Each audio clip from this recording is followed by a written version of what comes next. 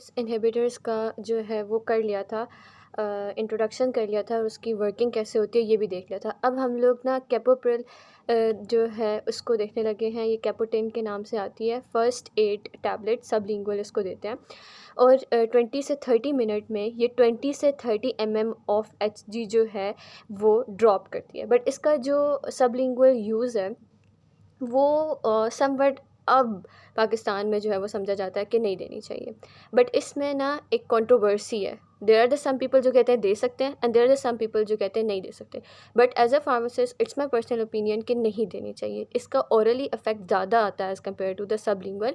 और अगर emergency situation है भी सही तो we can go for the IV drugs जो कि हमारे पास अवेलेबल हैं हाइपरटेंशन के लिए, उनको कंट्रोल करने के लिए। ठीक है।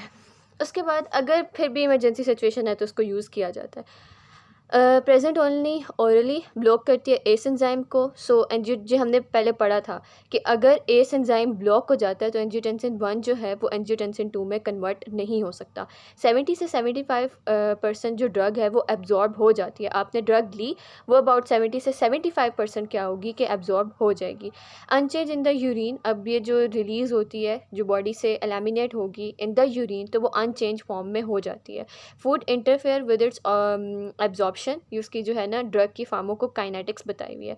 हाफ लाइफ इसकी 2 घंटे होती है। ड्यूरेशन ऑफ एक्शन जो है वो 6 से 12 घंटे होता है। मतलब ये एक्ट कितने देर करेगी, कितनी देर में इसका ऑनसेट ऑफ एक्शन आता है, 6 से 12 घंटे में।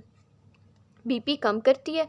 Vasodilation indirectly by avoiding vasoconstriction, तो ये वेजोडाइलेशन करती है, ठीक है, और इनडायरेक्टली करती है, वेजो कंस्ट्रक्शन नहीं होने देती, तो that can lead to the वेजो dilation.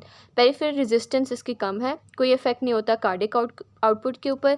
First dose phenomena इसका आता है। GFR के ऊपर भी इसका आता है इफेक्ट। सोडियम रिटेंशन करवाती है और उसके बाद वेस्कुलर रेजिस्टेंस जो है इसकी वजह से कम हो जाती है। हरास सिस्टम शट डाउन हो जाता है। Renal blood flow is maintained और प्रोस्टल हाइपोटेंशन जो है ये कॉज नहीं करती। अब इसके जो एडवर्स इफेक्ट, ये साइड इफ़ेक्ट आते हैं तो उसमें ड्राई माउथ आता है, ठीक है, और इसका एक एडवर्स इफेक्ट ये है कि ड्राई माउथ आएगा। उसके बाद hyperkalemia in the renal failure patient with potassium sparing diuretic, इसमें हाइपरक्लीमिया भी आता है। अगर आप इसके साथ कोई भी पोटेशियम स्पेरिंग डाईयूरेटिक दे रहे हो तो उसकी वजह से हाइपरक्लीमिया का केस आ जाता है। उसके बाद ठीक है, कैपोप्रिल भी जो है वो उसको स्पेयर करती है और आपके पास जो दूसरी थी वो भी स्पेयर कर रही है, तो फिर हाइपरक्लीमिया। हाइपोटेंशन शार्प फॉल हाइपोटेंशन की तरफ भी चल जाता है। एंजियो एडीमा भी होता है। Swelling lips mouth and nose rashes. उसके बाद urticaria, loss of taste, growth retardation, neutropenia, hypoplasia और high content indication in the pregnancy में नहीं दे सकते। तो ये सारी चीज़ें जो हैं उसके एडवर्स इफेक्ट और all that things are hair.